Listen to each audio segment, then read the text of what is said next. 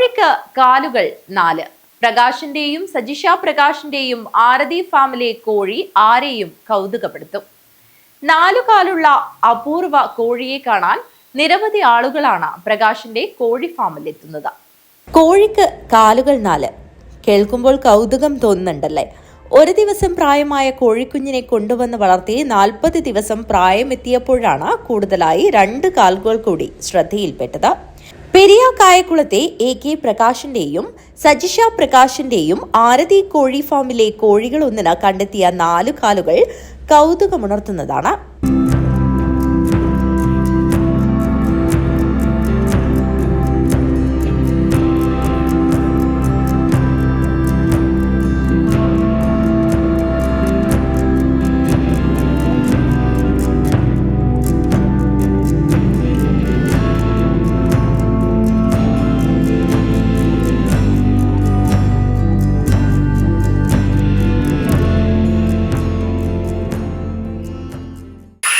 പാലക്കാട് നിന്നാണ് ഇറക്കി വന്നത് കുഞ്ഞിക്കോഴിനെ. ഒരു ദിവസം പ്രായമായിട്ടുള്ള കുഞ്ഞിനെയാണ് കൊണ്ടുവരുന്നത്. ഈ കുഞ്ഞിലായി കൊണ്ടുവന്ന കുഞ്ഞിക്കുണ്ട് ചെറുക്ക്.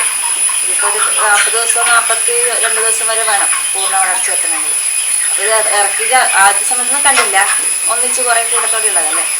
പിന്നീട് കുറച്ച് ദിവസം കഴിഞ്ഞിട്ട് 2 ദിവസം മുമ്പെയാണ് ശ്രദ്ധിച്ചത്.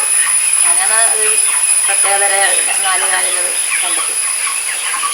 അപ്പൊ ഇത്ര കാലയളവില് അപ്പൊ നിങ്ങളിന് പ്രത്യേക പരിചരണമില്ലേ? ഓരോരോ കോഴിനെ പിടിച്ച് നോക്കണ്ടേ, മരുന്ന് കൊടുക്കണ്ടേ, അങ്ങനത്തൊന്നുമില്ല?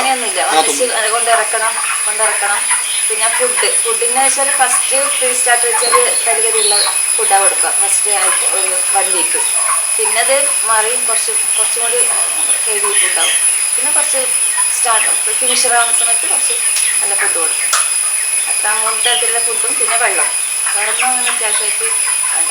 അത് ഈ സമയത്തിന് അതിൻ്റെ ഇത് കൊടുക്കണം. പിന്നെ എന്തെങ്കിലും അസുഖം പോലെ തോന്നിക്കുന്നുണ്ടോ അങ്ങനെയുള്ളതിൽ ശ്രദ്ധിക്കണം. ചൂട്, ടെമ്പറേച്ചറിൻ്റെ ഒരു പറഞ്ഞതൊരു 35 ദിവസത്തിന് ശേഷമാണ്. അതുവരെ അങ്ങനെ ശ്രദ്ധിച്ചിട്ടില്ല, ഒന്നിച്ച് കൂട്ടത്തോടെ ഉള്ളതല്ലേ, അതുകൊണ്ട് അങ്ങനെ അറിയാൻ വന്നിട്ടില്ല. പിന്നെ ഇങ്ങനെ തീറ്റ കൊടുക്കാൻ പോയ സമയത്താണ് ശ്രദ്ധിച്ചത്. ഒന്നിങ്ങനെ പ്രത്യേകമായി നടത്ത് അങ്ങനെ പ്രത്യേകിച്ച് അറിയുന്നില്ല, ഇങ്ങനെ ശ്രദ്ധയിൽപ്പെട്ടു. സാധാരണയുള്ള കാലുകൾക്ക് പുറമെ മുൻഭാഗത്തായാണ് 2 കാലുകൾ കൂടി അധികമുള്ളത്. പാലക്കാട്ട് നിന്നാണ് പ്രകാശൻ ഒരു ദിവസം പ്രായമുള്ള കോഴിക്കുഞ്ഞിനെ ഫാമിലെത്തിച്ചത്. 4 കാലുള്ള അപൂർവ കോഴി നാട്ടുകാർക്ക് ഏറെ കൗതുകമുണർത്തുന്നതായി മാറിയിരിക്കുകയാണ്.